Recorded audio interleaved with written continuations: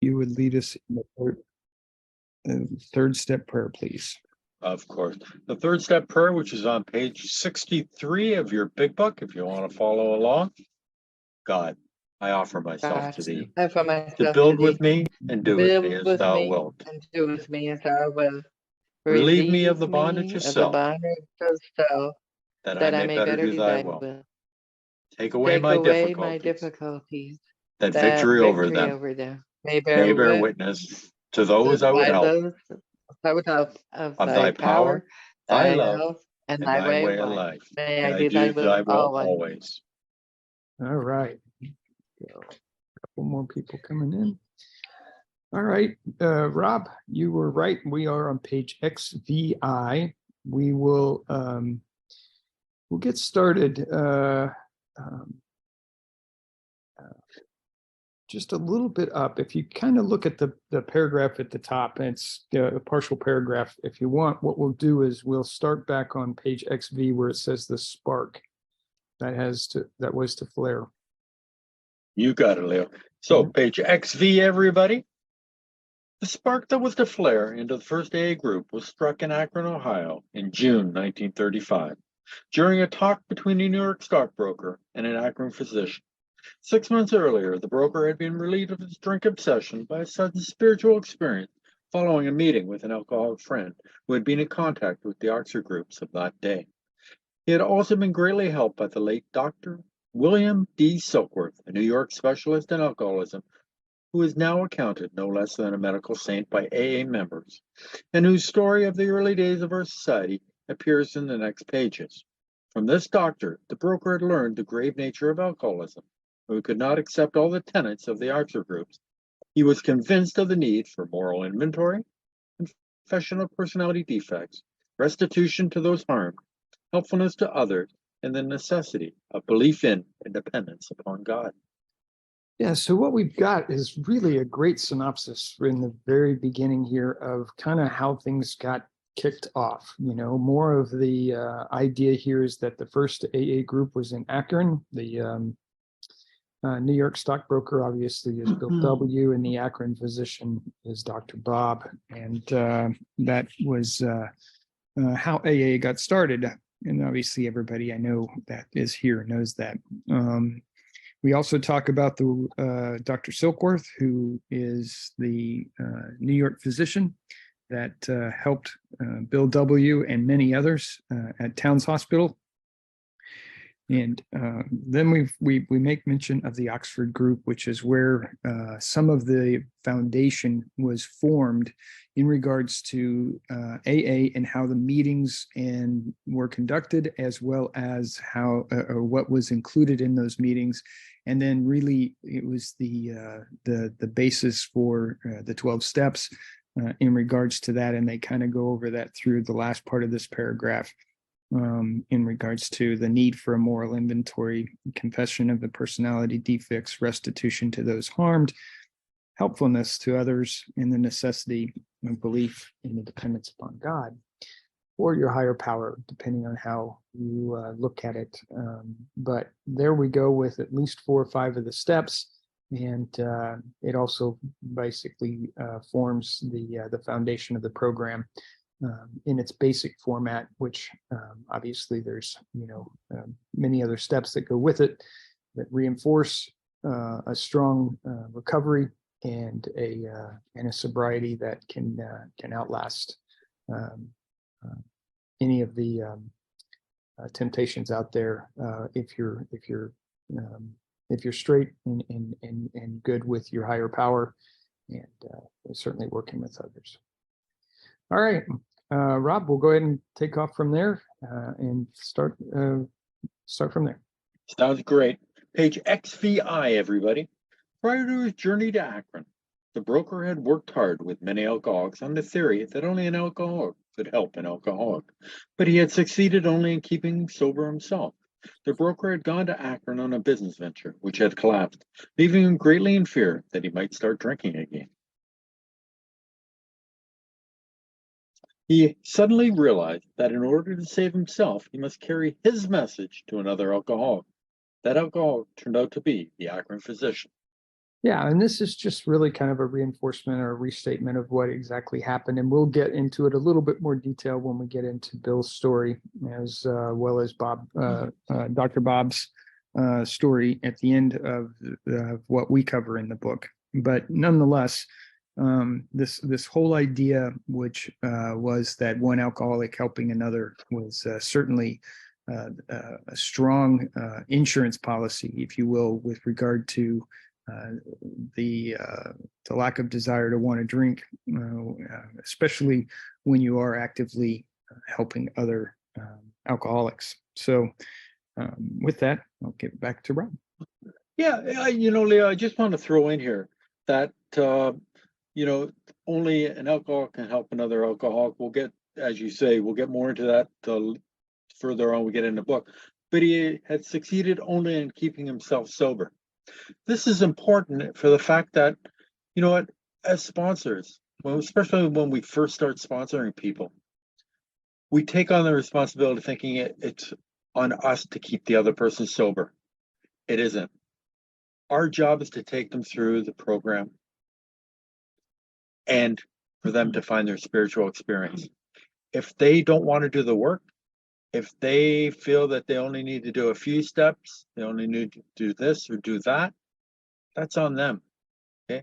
We try to take them through the program, same way we were taught. And, if they get it, great. But we are not God. If they don't get it, it's not our responsibility. And it also, if they do get it, we don't take the glory. The glory goes to our higher power. So please keep that in mind. And, when Bill talked to his wife, Lois, and said, like, I'm not being able to help anybody. She told him, but you're staying sober. And that's what it all comes down to. We help other people so that we stay sober. It reinforces in us what we need to do in order to stay sober. And that's the beauty of it. This physician had repeatedly tried spiritual means to resolve his alcoholic dilemma, but had failed. But when the broker gave him Dr. Silver's description of alcoholism and its hopelessness, the physician began to pursue the spiritual remedy for his malady with a willingness he had never before been able to muster. He sobered, never to drink again, up to the moment of his death in 1950. This seemed to prove that one alcoholic could affect another as no non-alcoholic could. It also indicated that strenuous work, one alcoholic with another, was vital to permanent recovery. Yeah, so there's a reinforcement here. It really is the point of making that one alcoholic helping another. There is some reference here, and I think that for a newcomer, this might be a little bit kind of confusing, because we talk in the very beginning of this paragraph with repeatedly trying spiritual means to resolve his alcoholic dilemma, but had failed. We're not talking about the form of spiritual experience and finding of a higher power as we talk about with AA. We're talking more along the lines of a religious type of approach to this alcoholic dilemma. And I guess I want to kind of try to clarify the differences between the two, and that is that this was really more of a religious kind of approach to his alcoholic problems, as opposed to the spiritual experience that we enjoy, and the finding of that higher power, and letting yourself go, and turning everything over to that higher power to help guide you. And then once again, and it will be repeated time and time again, and that is the idea that one alcoholic could affect another as no non-alcoholic could. And we certainly do see that. There's a kinship, there's a relationship, there is an alignment, and essentially been there, done that. I've been there, done that too. Oh, by the way, your experience is somewhat similar to mine. I did that exact same thing. I did something kind of like that. But the bottom line is that you relate to this other person in a way that no non-alcoholic can.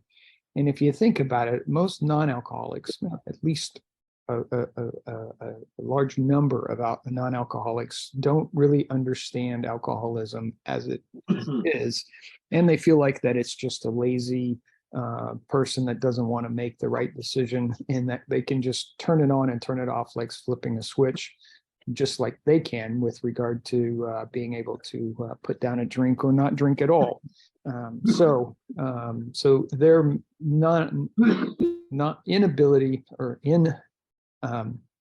their not understanding what alcoholism is certainly is to the detriment of being able to reach out and touch another alcoholic and be able to work with them. And I also want to kind of emphasize one last thing, and that is we're talking about strenuous work. So that means that there's got to be some very active participation and direct one-on-one type of work. And this work does take effort. Otherwise, if it was easy, then we wouldn't be here today. Rob? Yeah, sorry about that, Leo. Give me 1 second here. Okay. Yeah, here Bill is telling us how to stay sober. It indicated that strenuous work, one alcoholic with another, was vital to permanent recovery. How we stay sober, vital. Our life depends on it. We're on page XVII, everybody. Hence, the two men set to work almost frantically upon alcoholics arriving in the ward of the Akron City Hospital. Their very first case, a desperate one, recovered immediately and became AA number 3. He never had another drink. This work at Akron continued through the summer of 1935. There were many failures, but there was an occasional heartening success. When the broker returned to New York in the fall of 1935, the first AA group had actually been formed, though no one realized it at the time. Sure. I think it's interesting here is that they are talking here about not so many successes. I always relate this to kind of like fishing. It's like, you can spend hours not getting even a nibble or a bite and catch that one fish and it recharges you and keeps you going for the next several hours if necessary. I mean, certainly there are some days where you can't help but catch fish, but the point being is that in this case, every time that they did have a success, it recharged them and got them even more excited about getting the next one. And that gave them somewhat of a buffer against feeling like they were failing because they weren't reaching all of the people that they were making this connection with. Now, when they do talk about becoming AA number 3, they're talking certainly about Bill Dodson, which his story is on page 182. But that is the AA number 3. Rob? Yes, the first meetings were at King's School, and they are still taking place. I put in the chat the Zoom number if anybody wants to go to the original place where the meetings happened. And as Leo said, Bill Dodson was the man on the bed. So it's a beautiful picture. A second small group promptly took shape at New York, to be followed in 1937 with the start of a third at Cleveland. Besides these, there were scattered alcoholics who had picked up the basic ideas in Akron or New York, who were trying to form groups in other cities. By late 1937, the number of members having substantial sobriety time behind them was sufficient to convince the membership that a new light had entered the dark world of the alcoholic. Certainly, just absolutely. It starts small. And even though back then the communication and connections that were there weren't anywhere near what they are today, picking up a laptop, a phone, or anything like that is easy enough for us to connect to anybody in the world. And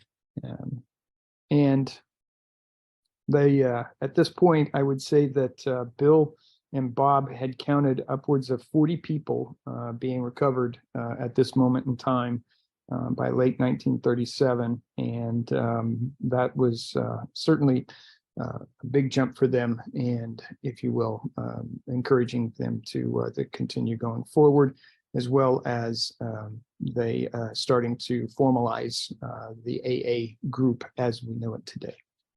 Rob? Yep. It was now time, the struggling groups thought, to place their message and unique experience before the world. This determination bore fruit in the spring of 1939 by the publication of this volume. The membership had then reached about 100 men and women. The fledgling society, which had been nameless, now began to be called Alcoholics Anonymous, from the title of its own book. The flying blind period ended, and AA entered a new phase of its pioneering time. Right. And the flying blind period that they talk about is the 1934 to 1939 timeframe. And obviously we're talking about April of 1939 when this book was actually published. And the membership growing to about 100 men and women, and that kind of formed the basis for what we now consider their story, was the first 100 men and women as part of AA. Rob? With the appearance of the new book, a great deal began to happen. Dr. Harry Emerson Fosdick, the noted clergyman, reviewed it with approval. In the fall of 1939, Fulton Arsler, then editor of Liberty, printed a piece in his magazine called Alcoholics and God. This brought a rush of 800 frantic inquiries into the little New York office, which meanwhile had been established. Each inquiry was painstakingly answered. Pamphlets and books were sent out. Businessmen traveling out of existing groups were referred to these prospective newcomers. New groups started up, and it was found to the astonishment of everyone that AA's message could be transmitted in the mail as well as by word of mouth. By the end of 1939, it was estimated that 800 alcoholics were on their way to recovery. Yeah, and isn't it interesting back in those days that someone could get sober by just reading this book by themselves without without having the assistance of a group or a group of groups that had things that were included, like big book studies that we do today. I think it's amazing that that would actually happen. And obviously, word of mouth gets out. The story is written in the Liberty, and from there they go from 100 to roughly 800, so an eightfold growth rate, and they are on their way. I can only imagine what it was like to be in that small office at the time and get those inquiries starting to come in at the numbers that they were coming in at. Not so much even surprising, but also heartening that they had finally arrived and things were starting to take off. I can to have been a fly on the wall and watch and listen to the discussions and celebration that they had during those times. Rob? Yeah, it just goes to show, word of mouth is great and everything like that. But, literature starts being sent out, which increases the word, and it's got to be the correct word that's being. Word of mouth is great and everything like that, but a lot of times broken telephone. What first gets said, by the time it ends up down the end of the line, is totally different. I put in the chat the Fulton Osler Liberty Magazine article link. So if you want to check out that article. Now, Fulton Osler was an author of mysteries and detective fiction. Just a little bit of, history, and hopefully it's something of interest. In the spring of 1940, John D. Rockefeller Jr. gave a dinner for many of his friends, to which he invited AA members to tell their stories. News of this got on the world wires. Inquiries poured in again, and many people went to the bookstores to get the book Alcoholics Anonymous. By March 1941, the membership had shot up to 2,000. Then Jack Alexander wrote a feature article in the Saturday Evening Post and placed such a compelling picture of AA before the general public that alcoholics in need of help really deluged us. By the close of 1941, AA numbered 8,000 members. The mushrooming process was in full swing. AA had become a national institution. Yeah, and I would just basically say that AA had arrived at that point. If you're thinking in terms of going from 100 to 800, an eightfold growth, and then from 800 to 8,000, which is a tenfold growth, it's kind of amazing that they were able to do what they did in such a short period of time. But it just goes to show you just how far and wide an article is read by as many people as has read these different articles that came out. And certainly the one from Jack Alexander is one of the more famous ones. And you basically see the cover of that Saturday Evening Post, as well as the story itself. But it certainly had put AA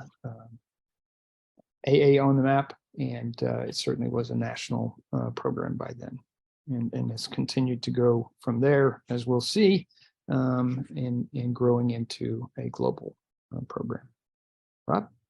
Yeah, it's just starting to show that, you know, when Bill started to write the book, and him and Hank Parkhurst, you know, they had grandiose plans for the whole book. It was, you know, I was at a meeting yesterday, and it was all about, you know, how much money they were going to make, etc. You know, they were going to sell, you know, trainloads of this book, and you know, they're starting to get articles being written about it, which they so desperately wanted at the beginning, because it gets the word out. As Leo said, you know, the further you can get this word out, the more that it can help people. I put in the chat the Jack Alexander article. I put in the Fulton Ulster article. I can put these at the end of the meeting too. So don't get bogged down missing the message for the stuff. Okay, if you need anything, please, I'll make sure my email gets put in the chat, so that if you want any of this information, send me an email. It's just as easy, okay, instead of you having to write it down. You know, so please follow along. That's all we ask. Our society then entered a fearsome and exciting adolescence period. The test that it faced was this: could these large number of erstwhile erratic alcoholics successfully meet and work together? Would there be quarrels over membership, leadership, and money? Would there be strivings for power and prestige? Would there be schisms which would split AA apart? Soon AA was beset by these very problems on every side and in every group. But out of this frightening and at first disrupting experience, the conviction grew that AAs had to hang together or die separately. We had to unify our fellowship or pass off the scene. Right, and so the benefit of growth is on the one side, the detriment of growth is on the other, and certainly they're at least looking at some of the things that were getting in the way of the message. The program and the success of the program was certainly being tested during this time with regard to these disagreements or schisms, which would split AA apart in some manner or fashion. And, you know, there used to be upwards of 100 requirements in order to be in AA, and there was kind of a qualifying of how bad off you were and how strong your conviction was in regards to joining, and then also, you know, how would things kind of be organized and structured. Certainly were big questions and big discussions that had to happen in order for us to get to where we are today. And there is just but one requirement, and that is the desire to stop drinking. Kind of amazing to go from 100 plus or minus different requirements and rules down to just one requirement, which I attribute to Bill W. For getting us there. And I would also say that certainly is to the testament of the higher power in intervening, in my opinion, into this whole process and ensuring the success of the program and the longevity of it, as we have seen today. Rob? You're on mute there, Rob. Thanks, Leo. Boy, I just said the most brilliant thing too. Wish I could remember what I said. No, Bill loved to stay out of controversy. He wanted nothing more than to not have anything. You know, rarely have we seen a person fail who's thoroughly followed this path. You know, could be. Never have we seen a person fail who's thoroughly followed this path. Because I haven't seen anybody that has gone back to drinking that has followed this path. But Bill wanted to stay out of controversy, so he put rarely. Why? Because if the one person in a million, you know, went back to drinking, people could use that against him or AA. And he never, everything is to stay out of controversy. You know, we don't care about what other people, we don't want to take the other people's money. Why? Because that puts us in league with them. And so stay out of that.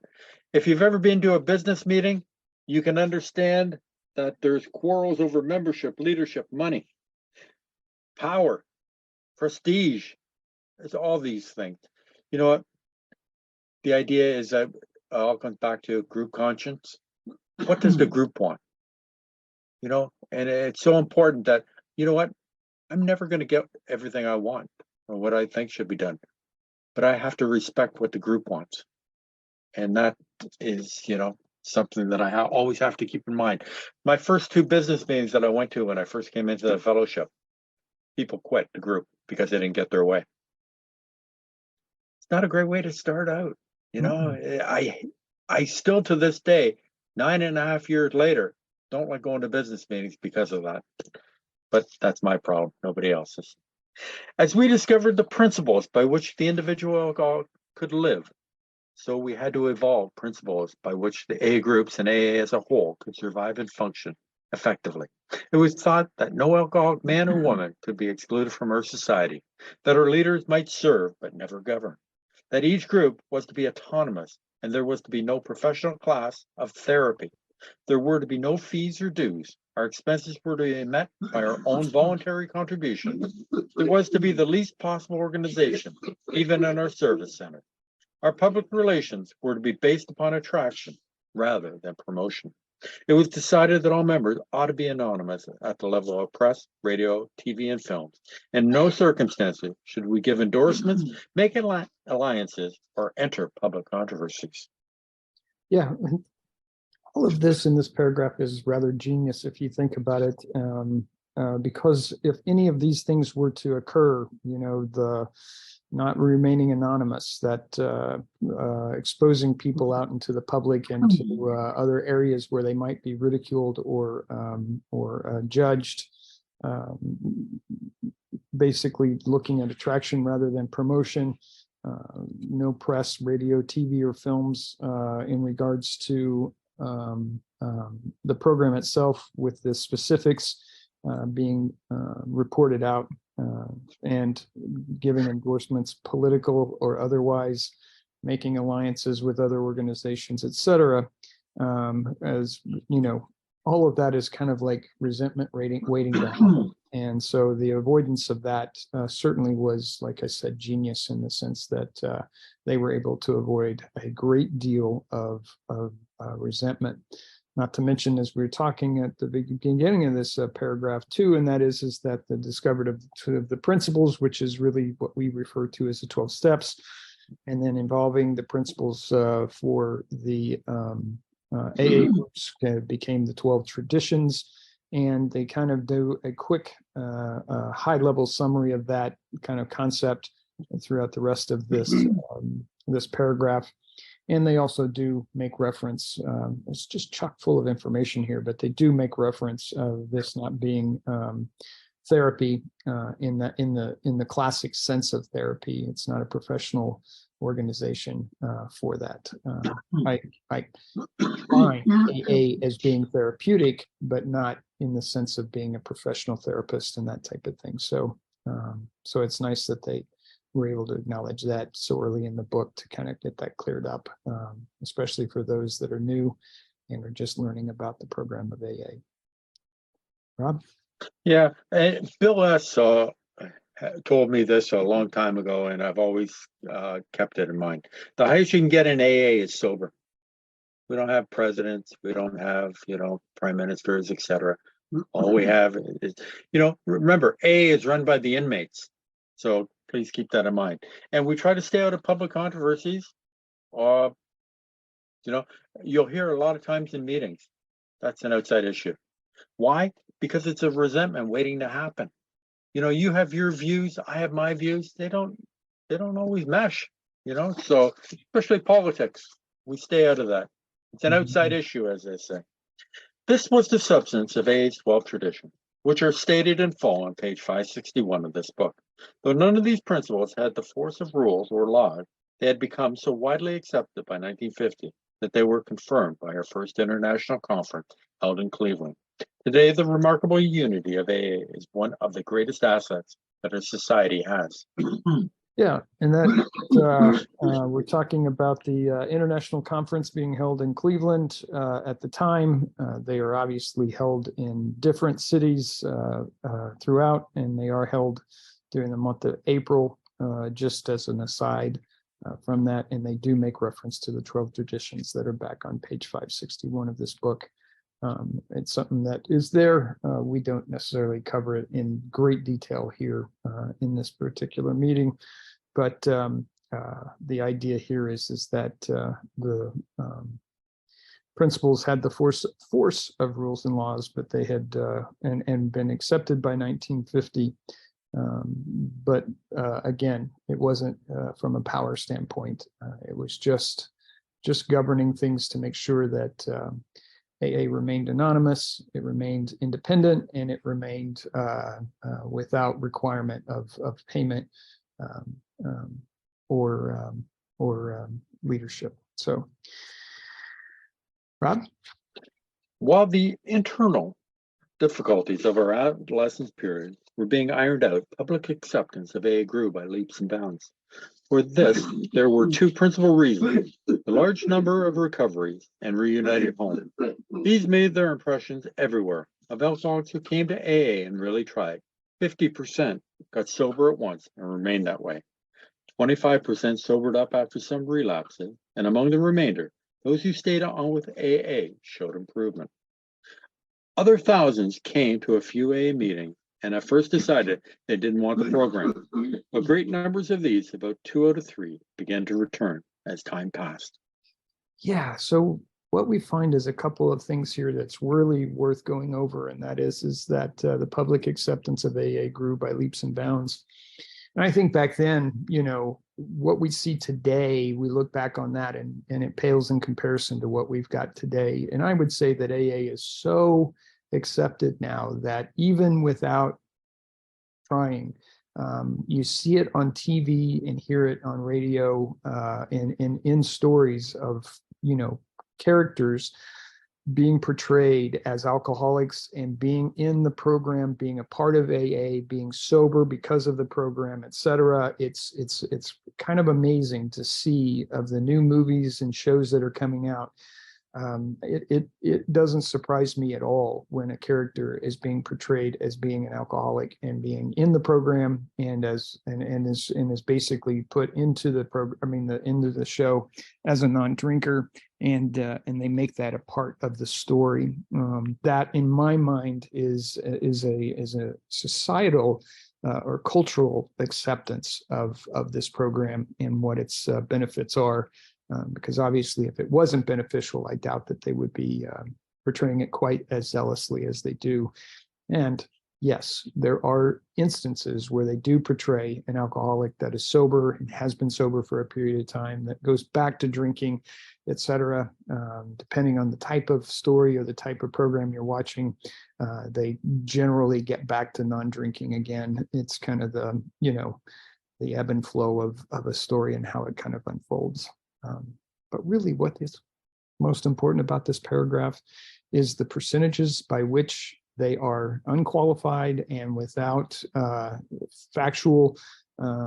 direct factual information, meaning that there hasn't been this widespread study, scientific study to be able to do this. But by and large, we see, because of the successes that we have, there are at least, and this is a qualifier, of those that actually embrace and accept the program and really strenuously work at it. We're not just talking about everybody that comes to AA. We're talking about those that actually pick up the book, get a sponsor, and really dig in and do the work. 50% of them get sober at once. Now, again, it's anecdotally, but I would tell you that that is, by and large, there is some truth to that, just because of the fact that we find successes all the time. And of those who really tried, the 50% got sober immediately. There was 25% that sobered up after some relapses. I probably would put myself in that particular category, because I certainly didn't walk in one day, get the program, have my spiritual experience, etc. and stuff, and I was off to the races. I had a lot of doubt I was very belligerent and kind of looking at it with skepticism, and because of that, I did relapse on a few occasions before I finally picked up the program and really started working at it. And then the other part of this, and that is those that actually do come to AA. And I would say that I don't necessarily, I guess because of the anonymity of the program, we don't really ask any questions or anything, but I don't see the people that are constantly drinking coming to the program in the numbers that they might be referring to here. Now, that's, again, my own experience, and it could certainly be more than what I'm seeing. But of those that just come to AA and then just continue to drink freely as they're getting better, in the sense that they might drink less, obviously less amount of alcohol and or less often, but there is some of those that do show improvement. And I suppose that to some extent, I did start to show some improvement when I started applying myself to the program, if not wholeheartedly, at least with some effort. I did start to show some improvement, but nonetheless, AA is a program that helps and helps alcoholics to recover, and it is something that has been successful, and that is why it is here today. Rob? Yeah, you know, one of the biggest pet peeves I have is that a lot of people that when they come into the fellowship are not given the opportunity of going through the steps.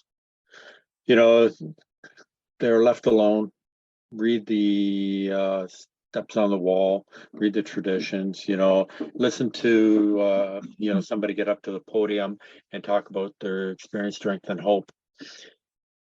And, you know, they figure that's enough. It's up to us who have gone through the steps to carry this message to the still struggling alcoholic. You know, a lot of people are in the fellowship for many, many years because they have nowhere else to go. They don't know what else to do. But they're not getting the steps. And nobody's willing to take them through the steps. Okay. And we have to do that. You know, we are in a book study. We are learning how to do this. We're learning about the book. We take that out and we show it to other people. Many could and would if they were shown how to do it. So please carry this message that we're learning about to the still struggling alcoholic. If they don't want it, we move on to the next person who wants it. We plant the seed. Thanks for letting me rant. Another reason for the wide acceptance of AA was the ministration of friends. Friends in medicine, religion, and the press, together with innumerable others who became our able and persistent advocates. Without such support, AA could have made only the slowest progress. Some of the recommendations of AA's early medical and religious friends will be found further on in this book.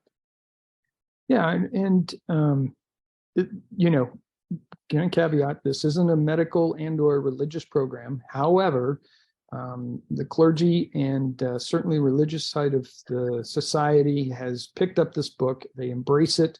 I don't know many, if at all any, clergy that might look at this book as not being a positive and or something that could work in the manner in which it's intended, not to mention the fact that even some of those clergy actually actively promote this book as a way of just living your life in general, whether you're an alcoholic or not. Same thing could be said of the medical side of things, and that is that those that really get out there and learn about the program of Alcoholics Anonymous, and I know, and Rob, you could agree with this, that from time to time, we've had medical professionals actually come into this program, watch what we're doing, listen to what we're doing, learn about what we're doing so that they can turn around and take that information and help a patient of theirs if they do have it, whether they be a nurse, a doctor. I know that there was for a period of time that we had a med student that was going to become a surgical doctor that was a part of our program. And it was always nice to see that level of interest, as well as the way that they then had stated themselves and were going to take it and do some really good stuff with it and everything. So great to have clergy and medical partnerships out there with regard to that ability to reach out to individuals that we might not have found or got because we just didn't know they were there. But you know, medical doctor helping an individual to diagnose themselves with alcoholism is certainly a rich environment for grasping onto this program and running with it. Rob? Alcoholics Anonymous is not a religious organization. Neither does AA take any particular medical point of view, though we cooperate widely with the men of medicine as well as the men of religion. Alcohol being no respecter of person, we are an accurate cross-section of America. And in distant lands, the same democratic evening up process is now going on. By personal religious affiliation, we include Catholics, Protestants, Jews, Hindus, and a sprinkling of Muslims and Buddhists. More than 15% of us are women. And certainly what they're basically trying to say here, which is done so well, is that everyone is allowed and encouraged to be a part of AA. It's not a religious organization. We don't have a specific God that we worship. We're, you know, it's a God of your choosing, and as you know, your higher power. And to that extent, I try my for the most part to call my higher power a higher power as opposed to a God. It's just a personal choice I've made to try to keep this from feeling and sounding like a religious program. It certainly has some religious undertones, but it is not a full-blown organization such as being Baptist or Catholic or Jewish, etc. I think that there's probably more than a sprinkling of Muslims and Buddhists, as well as a plethora of other religions that are out there. And the evening up process that they talk about continues to go on. And the idea is that while we're not affiliated with the Catholic the religion or a Buddhist religion, we certainly are people that come from those religions and are a part of this. And remember, our spiritual experience, and we'll cover it in a lot more detail later on, is something different than a religious experience. It certainly does, like I said, have some undertones, but nonetheless, spiritual experience, like I said, we'll cover it in more detail later, is something different than that. Rob? At present, our membership is pyramiding at the rate of about 20% a year. So far upon total problem of several million actual and potential alcoholics in the world, we have made only a scratch. In all probability, we shall never be able to touch more than a fair fraction of the alcohol problem in all its ramifications. Upon therapy for the alcoholic himself, we surely have no monopoly. Yet it is our great hope that all those who have as yet found no answer may begin to find one in the pages of this book and will presently join us on the high road to a new freedom. Yeah, and there's a bit of a reference here with regard to stagnating or leveling out, and that certainly is not the case for AA, although I would say today, because of the massive size that AA is, even the growth of a few thousand people is kind of a drop in the bucket in comparison to how many people have embraced and have found success with this particular program. I kind of want to put in here, it's upon therapy for the alcoholic himself. We surely have no monopoly. There are many other ways to get sober. I think if you were to go and try and specify however many programs are out there, the number I have heard batted around anecdotally are 50-something programs that are known, that are in place in order for you to get sober. I don't have a lot of knowledge on what those are, but I do know that AA being one of the biggest, and this program is only one way. It works like we've said before, and what we'll show again throughout this effort, it works for most alcoholics. And it is also the program that it's the only program that Rob and Bill S. and I work with as far as that goes. So like I said, not a lot of information or knowledge of these other programs. I've just heard some anecdotal responses to the fact that there's some 50-something programs that are out there.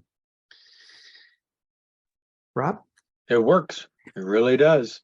If we put the work into it. We're off to forward to the third edition. And I want you to take notice of something. The first two forwards were done by Bill Wilson. Bill unfortunately passed away in 1971, and this is written in 1976. See if you notice any differences in the writing. By March 1976, when the edition went to the printer, the total worldwide membership of Alcoholics Anonymous was conservatively estimated at more than 1 million, with almost 28,000 groups meeting in over 90 countries. Surveys of groups in the United States and Canada indicated that AA is reaching out not only to more and more people, but to a wider and wider range. Women now make up more than 1/4 of the membership. Among newer members, the proportion is nearly 1/3. 7% of the AA survey are less than 30 years of age, among them, many in their teens. So a couple of new things out here. One is that they have topped out over the million membership group. We're at 28,000 groups themselves, and I say membership group, over 1 million members in the program, and an astonishing amount of countries, over 90 out there. At that point in time, which was a big deal, it's not to be taken lightly, as we're up from 15% now that there are more than 1/4 are women that make up the group, and of the AAs surveyed, about 7% of the program is of the less than 30 years of age. A couple of things here. I think that women now make up at least 50%. I kind of keep an eye out for different groups and different, people that come from different places. And I look, and there's meetings that I go to where women make up some 60% of the meeting group, which is certainly something to say, in the sense that now it's pretty equal going along with regard to men and women, religions, any beliefs and that type of thing coming into this. Now, I'll talk real quick about the 7% of the AA surveyed are less than 30 years of age. It's worth noting that that is an important group to kind of reach out to, because two things. One is that particular group seems to struggle with becoming sober more than an older person might. They kind of look at life going that they've got this huge amount of life still left to live, and they certainly do. They can't imagine themselves being sober for the rest of their lives, with being so far out there and so big that it's hard to kind of grasp onto. But the second thing that I think is important about this group is what a gift to have is an early recovery and sobriety, and being able to live your life in much happier and much more healthier, in a much healthier way. It's certainly something that I use to promote it with the younger crowd. When I am in touch with a younger person, I do talk about the fact that they get to be happier for a longer period of time. They get to be healthier for a longer period of time than what I did when I was unfortunately already in my 50s before I finally grasped this program and got a hold of it. I had a lot of things that I'm not too happy about happen in my life because of alcohol, and certainly I have to deal with that on a daily basis. Rob? Yeah, it's funny, you hear young ladies coming into the fellowship, and their first reaction is it's a bunch of old men, which I can relate to, unfortunately. But you know what? Welcome everybody in, and make them feel welcome. The basic principles of the AA program, it appears, hold good for individuals with many different lifestyles, just as the program has brought recovery to those of many different nationalities. The 12 steps that summarize the program may be called Los Pesos in one country, Les 12 Etapes in another, but they trace exactly the same path to recovery that was blazed by various members of Alcoholics Anonymous. In spite of the great increase in the size and the span of this fellowship, at its core, it remains simple and personal. Each day, somewhere in the world, recovery begins when one alcoholic talks with another alcoholic, sharing experience, strength, and hope. Yeah, and we're just kind of summarizing here. It does kind of do a light touch on everything. Different lifestyles we talk about, different nationalities we talk about. We reference the 12 steps and what they are called in different languages. And we also talk about, in spite of the great increase in size and the span of this fellowship, at its core, it remains a simple and personal program. And that's certainly true today. Even with the millions of people that have been a part of this program, it's still a very simple program. Requires work, no doubt about it, but it is still a very simple program. And we talk about this time and again throughout the rest of this book, and that is working with another alcoholic, sharing experience, strength, and hope is certainly the approach. Rob, we're Okay. kind of at that point. What I'm going to do is bring Bill in now, and that way we can just start off with the 4th edition the next time that we meet up.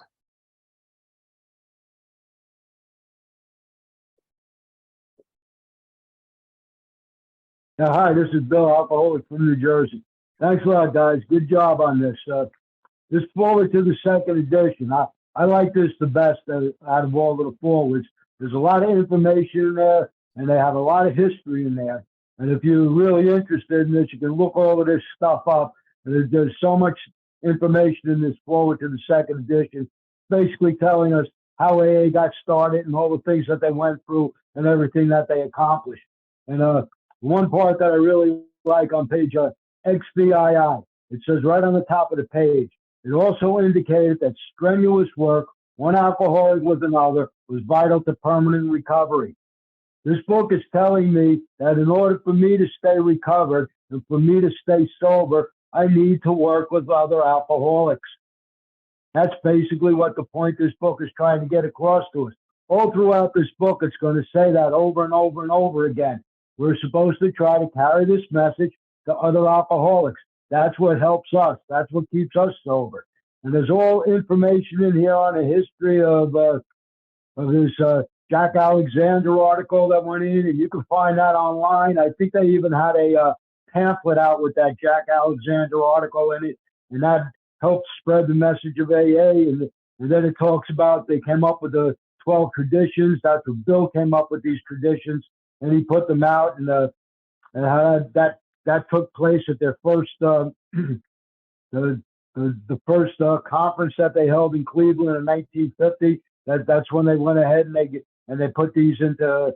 They were accepted at that time, and now they have this conference every year, and I believe it's in April, and they have it in New York now. But that still takes place, and with this Zoom meetings, I think the last couple of years they had it on Zoom. I know they used to have it in person. I don't know if they have it hybrid today or whatever, but it takes place in April, and they have this all the time. And it basically gives us some information here on everything that went on. And I like on the last page, it says, upon therapy for the alcoholic himself, we surely have no monopoly. And Leo touched on that a little bit. There's a lot of other ways of getting sober, a lot of other different types of things you can go to. You can go to Bible studies. You can go to Celebrate Recovery. You can go to Smart Recovery. You can go to Overcomers Anonymous. There's all different things that are all over the place. But most of the people that come out of rehabs and stuff, they're told by the rehabs that AA has the best recovery rate of all these other programs. But there are other programs, and if you can find another way to get sober, I mean, God bless you. Good for you. I hope it works. And this here forward to the first edition used the word we 18 times. And the forward to the second edition used the word we 10 times. And when we got to the forward to the third edition, the word "we" is not used at all. And like Rob pointed out, that was written by somebody else because Bill Wilson was gone by this time. And you can see a little bit of, it's a little bit colder the way it's written, and it doesn't use the word "we." So Bill was very knowledgeable or cognizant of the fact that this is a "we" program. And by doing it with all of us together, we have a better chance of staying sober than if we try to do this stuff alone. And Bill was very aware of that, and I think that's what he was hinting at when he used the word "we" over and over and over again. And whoever wrote this to the third edition, and we'll see also in the fourth edition, the forward to the fourth editions, the word "we" is not used. So I don't know what happened there, but something fell apart. And anyway, basically, this is history and general information, and it's real good stuff. And you can look up a lot of the stuff that's in here, and you can find more and more information on it. And again, I like this forward to the second edition because it's got a ton of history in it, and I happen to like the history because to me, history proves that something really did happen. This isn't just a story that somebody made up like a fiction. This is all actual history that actually took place. So to me, that makes this book come alive, and it proves that this stuff really happened. That's all I got. Thanks a lot for letting me share. Thank you so much, Bill. Yes, Bill. And as a plug for Bill, he has a program much like other Big Book studies on Fridays. The theme on his is, in fact, what he says is the most interesting part, and it certainly is very interesting, and that is the historical perspective of AA as it kind of unfolds in the book itself. So if you haven't been a part of his program, his book study, I would encourage you to try it out. And if you have been a part of it, you certainly know what I'm talking about and how rich and enjoyable that it is. All right, Rob, let's go ahead and do the Serenity Prayer, and then we can open things up a little bit. You got it, Leo. Serenity prayer, everybody. God, grant me the serenity to accept the things I cannot change, courage to change the things I can, and wisdom to know the difference.